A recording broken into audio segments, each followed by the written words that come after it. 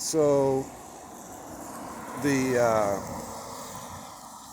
so I started swinging until I got overheated in my jacket, and I took my jacket off, and I started swinging, but you really can't see from here. In those days, the white lattice brickwork over there, the car just went in front of, was a funeral home. And so I saw what I thought was a hearse pull up just by where that guy in the jacket is headed now.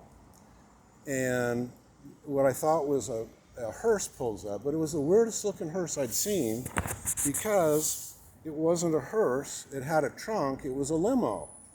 And so I'm sat back on the swing, and I'm getting swinging again, but I'm really not swinging so much as I'm thinking about this car parked over there and what's going on.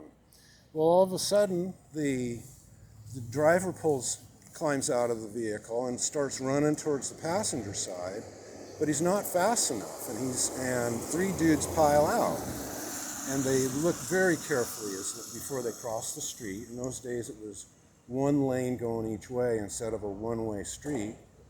And they get into the park, and they start making a beeline across the park to me.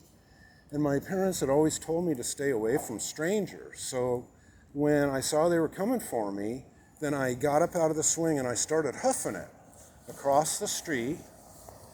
And I get across the street.